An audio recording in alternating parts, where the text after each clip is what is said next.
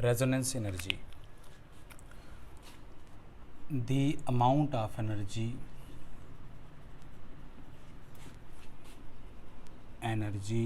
lost during resonance।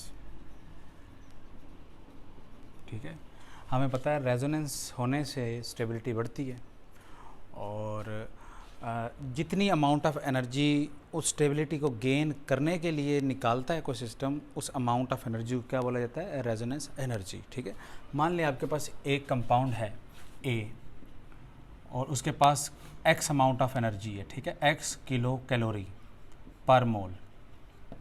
ठीक है, अगर इसके अंदर रेजोनेंस किसी तरीके से चालू हो जाए तो ए डैश बन जाएगा। मान लें इसके अंदर रेजोनेंस हो रही है, इसके अंदर नो रेजोनेंस। ठीक है, और उसके बाद अगर ये अब क्या हो जाएगा, वाई किलो कैलोरी पर मोल एनर्जी ये रखेगा और प्लस भी फॉर्म की एनर्जी निकल सकती है, ई अमाउंट ऑफ एनर्जी। इसको क्या बोलेंगे आप लोग? Resonance energy. मतलब एक सिस्टम में अगर रेजोनेंस नहीं है, उसमें रेजोनेंस होना लग जाए किसी तरीके से, तो उसकी स्टेबिलिटी बढ़ेगी। अगर इन दोनों में स्टेबल देखें तो ये वाला ज़्यादा स्टेबल है। स्टेबल कैसे हुआ होगा? मतलब कि इसने कुछ ना कुछ एनर्जी निकाली होगी, क्योंकि एनर्जी से निकलने से स्टेबिलिटी बढ़ती है। ये लेस स्टेबल, ये ज़्यादा स्टेबल। इस स्टेबिलिटी तक पहुंचने के लिए ये अमाउंट ऑफ एनर्जी इसने रिलीज़ की है। इसी अमाउंट ऑफ एनर्जी को क्या बोला जाता है? Resonance energy. ठीक है, अगर इसको हम लोग मज़ीद लिखें तो ऐसे लिख सकते हैं, it is measure of extra stability।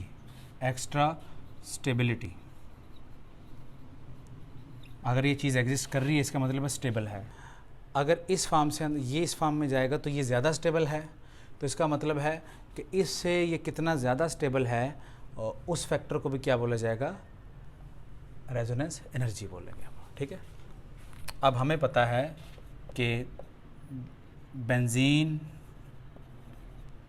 Has resonance. Benzene के अंदर क्या हो रही है? रेजोनेंस हो रही है। The stability of benzene can be determined bye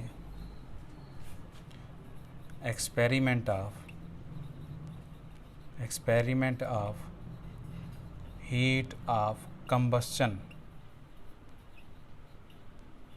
और हाइड्रोजनेशन। ठीक है, हाइड्रोजनेशन वाला एक्सपेरिमेंट हम लोग देखेंगे कि क्या किया गया था। आपके पास कुछ ये एक साइक्लोहेक्सीन जैसा कंपाउंड है, इसको अगर आप हाइड्रोजिनेट करें, मतलब H2 और निकल की मौजूदगी में करें और साथ में कोई प्लाटिनम कैटालिस्ट या कुछ प्लाटिनम जैसा ले लें और थोड़ी सी हीट करें, तो हाइड्रोजन इसको हाइड्रोजिनेट कर देगा और डबल बॉन्ड को ख़त्म करके ये साइक्लोहेक्सेन बनवा देगा इस तरह। ठीक है, ये फर्स्ट। और इसके लिए जो डेल्टा H होगा वो होगा 28 किलो कैलोरी पर मोल। मतलब कि इतनी एनर्जी रिलीज़ होगी, रिलीज़ के लिए माइनस साइन लगा दिया है। उसके बाद अगर हम लोग इस तरह का सिस्टम लें, डाई-इन सिस्टम, तो H2Ni प्लाटियम और प्लाटिनम की मौजूदगी में ये कुछ साइक्लोहेक्सेन बन जाएगा। अगर 2 मोल हाइड्रोजन लेंगे और हीट कितनी निकलेगी? -28 ज़रब 2 कर देंगे तो कितनी आएगी? -54 या 55 किलो कैलोरी पर मोल निकलेगी आपके पास। ठीक है, क्यों निकली है? एक डबल बॉन्ड को तोड़ने के लिए अगर इतनी हीट निकल रही है तो 2 ऐसे बॉन्ड जिनके अंदर रेजोनेंस नहीं है उनको तोड़ने के लिए इसकी डबल अमाउंट निकलेगी। ठीक है, उसके बाद तीसरा, अगर आप इस तरह का स्ट्रक्चर ले लें 1,3,5 साइक्लोहेक्साट्राईन और मान लें इसके अंदर रेजोनेंस नहीं हो रही, ये बेंजीन नहीं है, ये उसका एक कैनोनिकल फॉर्म है जिसके अंदर रेजोनेंस नहीं हो रही। मान लें 3H2 और Ni करें, प्लाटियम और प्लाटिनम की मौजूदगी में करें, तो आपके पास कितनी आएगी? ये साइक्लोहेक्सेन तो आएगा ही आएगा, तो डेल्टा H माइनस 28 ज़रब 3 कर देंगे तो कितना 86 किलो कैलोरी पर मोल आएगा, ठीक है। लेकिन जब एक्चुअल बेंजीन को, जब हमारे पास बेंजीन को हाइड्रोजिनेट किया गया, ठीक है, हाइड्रोजिनेट, और निकल की मौजूदगी में 3 ही खर्च हुए और पलाडियम और प्लाटिनम की मौजूदगी में हमने ये काम किया, तो साइक्लोहेक्सेन ही आया आपके पास, ठीक है। और उसके बाद डेल्टा H जो रिलीज़ हुआ वो -49.8 किलो कैलोरी पर मोल, ठीक है। आपने साइक्लोहेक्सेन लिया, साइक्लोहेक्सेन को हाइड्रोजिनेट किया, इतनी अमाउंट ऑफ एनर्जी निकली। साइक्लोहेक्साडाइईन लिया, इतनी अमाउंट ऑफ एनर्जी निकली, इसमें भी रेजोनेंस नहीं है। और एक इमेजिनरी स्ट्रक्चर ले लिया कि जिसके अंदर रेजोनेंस नहीं हो रही, ये बेंजीन की एक कैनोनिकल फॉर्म है, उसको हाइड्रोजिनेट किया तो साइक्लोहेक्सेन ही बना। 3 डबल बॉन्ड थे तो 3 के साथ मल्टीप्लाई करेंगे 3 डबल बॉन्ड टूटने के लिए, तो 86 किलो कैलोरी पर मोल एनर्जी रिलीज़ हुई। लेकिन जब आपने बेंजीन को हाइड्रोजिनेट किया तो हमारे पास जो साइक्लोहेक्सेन ही बना, लेकिन जो अमाउंट ऑफ एनर्जी रिलीज़ हुई वो -49.8 किलो कैलोरी पर मोल एनर्जी रिलीज़ हुई। इसका मतलब है कि जब रेजोनेंस नहीं हो रही तो इतनी एनर्जी निकल रही है, जब रेजोनेंस होगी तो इतनी एनर्जी निकलेगी। तो ये डिफरेंस इस वजह से आया है क्योंकि इसमें रेजोनेंस नहीं हो रही, इसमें रेजोनेंस हो रही है। तो इन दोनों के डिफरेंस को ही हम लोग क्या बोलते हैं, रेजोनेंस एनर्जी, ठीक है। यानी कि रियल हाइब्रिड और उसका जो इमेजिनरी कैनोनिकल फॉर्म है, इन दोनों के बीच में जो एनर्जी का डिफरेंस होता है उसी को क्या बोलते हैं, रेजोनेंस एनर्जी। क्योंकि इसके अंदर रेजोनेंस नहीं थी, जब इसके अंदर रेजोनेंस चालू हुई तो इतनी एनर्जी निकलना स्टार्ट हो गई। ये जो एनर्जी का लॉस हुआ है 36 किलो कैलोरी पर मोल, तो वो किस वजह से हुआ है, रेजोनेंस एनर्जी की वजह से। अगर हम लोग इस ग्राफ के ऊपर ड्रा करें तो मान लेते हैं आपके पास यहाँ पे साइक्लोहेक्सेन पड़ा है, ठीक है, और एनर्जी कितनी निकलती है यहाँ पे, -28 किलो कैलोरी पर मोल, ठीक है। उसके बाद जब दूसरा लिखेंगे उसके लिए ज़्यादा एनर्जी निकलती है हमारे पास, ठीक है, और कितनी निकली है इसके लिए, -55 किलो कैलोरी, मतलब कि डबल, ठीक है। जब इस तरह का एक स्ट्रक्चर हाइड्रोजिनेट किया गया, ये वाला, ठीक है, जिसके अंदर रेजोनेंस नहीं थी, इसको क्या बोलेंगे, इमेजिनरी स्ट्रक्चर, इमेजिनरी स्ट्रक्चर। तो कितनी निकलेगी अमाउंट ऑफ एनर्जी, 3 गुना, तो वो कितनी है, -86 किलो कैलोरी पर मोल। लेकिन जब बेंजीन को हाइड्रोजिनेट किया गया, ठीक है, तो उसकी अमाउंट ऑफ एनर्जी कितनी आई हमारे पास, -49.8 किलो कैलोरी पर मोल, ठीक है। आप ये देखें कि यहाँ से यहाँ एनर्जी का डिफरेंस कितना है आपके पास, इसका हाइड्रोजनेट का -86 किलो कैलोरी पर मोल, और इसका एनर्जी का डिफरेंस कितना है 0 से, तो कितना आ जाएगा, -49.8 किलो कैलोरी पर मोल, ठीक है।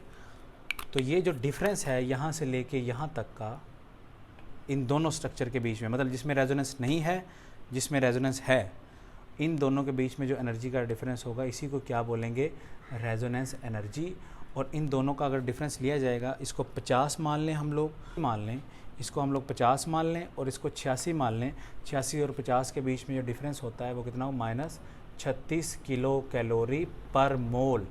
यानी कि बेंजीन अपने इमेजिनरी स्ट्रक्चर से 36 किलो कैलोरी पर मोल ज़्यादा स्टेबल है, या इसने इतनी एनर्जी निकाल दी है क्योंकि ये अनस्टेबल था। रेजोनेंस जब चालू हुई तो स्टेबिलिटी बढ़ी, स्टेबिलिटी बढ़ने के दौरान इतनी एनर्जी रिलीज़ हुई, इसी को क्या बोला जाएगा, रेजोनेंस एनर्जी।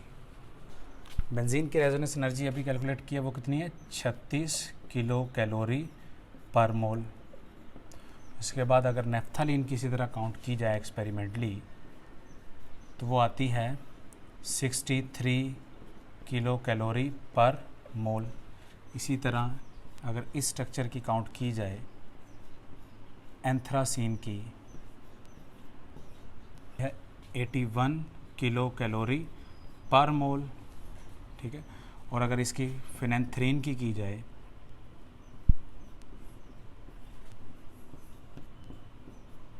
इसकी आती है आपके पास 90, ठीक है। अच्छा, मान लेते हैं आपके पास ये एक रिंग है, ठीक है।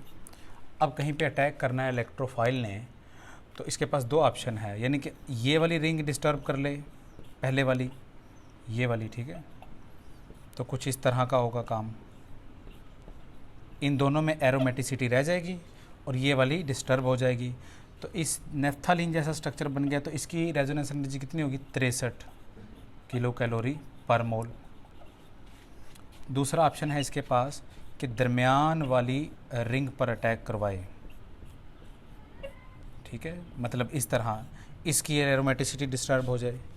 तो इसकी कितनी है? अब ये अलग से बेंजीन रिंग है, तो ये कितनी है? 36 किलो कैलोरी पर मोल, और इसकी भी कितनी है? 36 किलो कैलोरी पर मोल, ठीक है। मतलब कि अलग अलग रिंग बच जाए तो मिला जुला के कितनी हो जाएगी? 72 किलो कैलोरी पर मोल।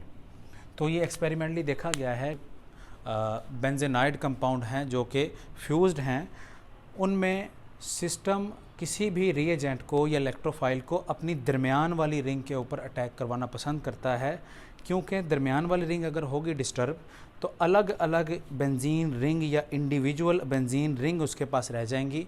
क्यों? क्योंकि जब अलग अलग बेंजीन रिंग रहेंगी तो उनकी रेजोनेंस एनर्जी 36 और 36 72 हो जाएगी। अगर ये ऐसा काम करता तो 63 रहती। जितनी ज़्यादा रेजोनेंस एनर्जी होगी उतनी ज़्यादा स्टेबिलिटी होती है, तो सिस्टम स्टेबिलिटी की तरफ जाता है। मतलब कि ये अपने दरमियान वाले के ऊपर अटैक करवाना प्रेफर करेगा कि उस केस के अंदर इंडिविजुअल बेंजीन रिंग रह के 72 किलो कैलोरी पर मोल रेजोनेंस एनर्जी रखेगी, जो कि ज़्यादा स्टेबल है एज़ कम्पेयर टू अगर ये साइड वाली रिंग्स के ऊपर अटैक करवाता, उस केस के अंदर 63 किलो कैलोरी पर मोल एनर्जी वाली रिंग्स रहनी थी।